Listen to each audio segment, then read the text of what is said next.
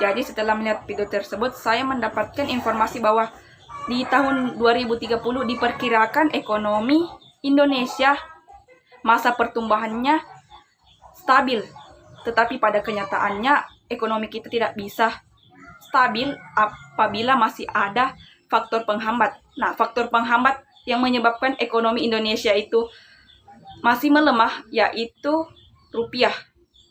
Rupiah kita masih melemah karena adanya US dollar, di mana banyaknya dana atau modal yang keluar dari dalam negeri ke luar negeri, baik secara langsung maupun tidak langsung, menyebabkan rupiah kita itu harus diganti lagi memakai mata uang asing, contohnya memakai US dollar.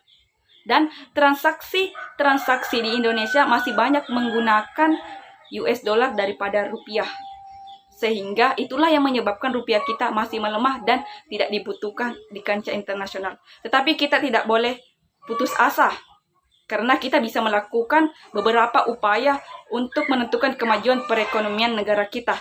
Dengan cara yang pertama, meningkatkan konsumsi sesuai dengan pendapatan masing-masing.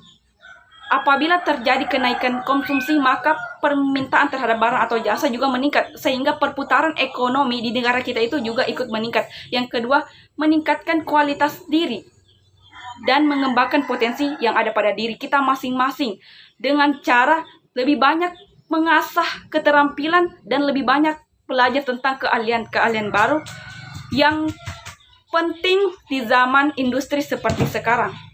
Karena pada hakikatnya negara maju dan perekonomiannya baik apabila sumber daya manusianya juga berkualitas. Yang kedua, kita sebagai warga Indonesia ini memiliki sumber daya alam yang melimpah, di mana sumber daya alam kita itu bisa dikembangkan menjadi bahan dasar produksi dan bisa juga dikembangkan menjadi bahan pendukung industri. Nah, itulah mengapa kita harus menjaga sumber daya alam kita dan mengolahnya dengan baik. Yang kedua, hukum harus dipertegas, di mana hukum harus ditingkatkan karena seiring dengan banyaknya penghasilan setiap orang, maka menyebabkan yang namanya persaingan antar individu. Nah, persaingan antar individu ini menyebabkan lagi sifat yang namanya keserakan. Keserakan ini yang banyak juga menyebabkan orang-orang menjadi korupsi. Nah, apabila ada orang korupsi, maka hukum di Indonesia harus berjalan dengan tegas. Yang terakhir, apakah ekonomi Indonesia sudah berkeadilan dan berkemanusiaan? Jadi menurut saya, ekonomi Indonesia belum bisa dikatakan sebagai ekonomi yang berkeadilan dan berkemanusiaan. Karena masih banyak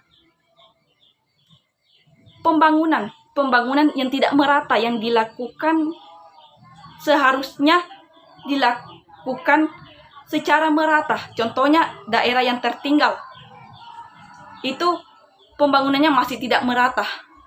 Yang kedua, pendapatan per orang itu masih tidak merata juga, di mana kita bisa melihat bahwa orang yang lebih banyak penghasilannya akan semakin baik hidupnya, sedangkan orang yang sedikit penghasilannya maka semakin sengsara hidupnya. Yang terakhir yaitu kepemilikan aset di Indonesia belum merata, di mana seharusnya aset-aset yang kita miliki, contohnya sumber daya alam kita, pekerjanya itu seharusnya diolah oleh orang kita sendiri. Tetapi malah kita lihat bahwa sekarang sumber daya alam kita ini banyak diolah oleh negara-negara lain atau banyak dikelola oleh orang-orang asing.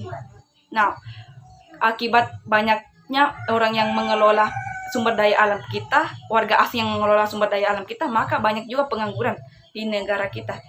Nah, itulah yang menyebabkan saya berpikiran bahwa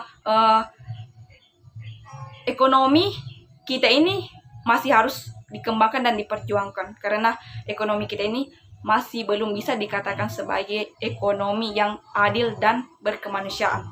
Sekian dari saya. Wassalamualaikum warahmatullahi wabarakatuh.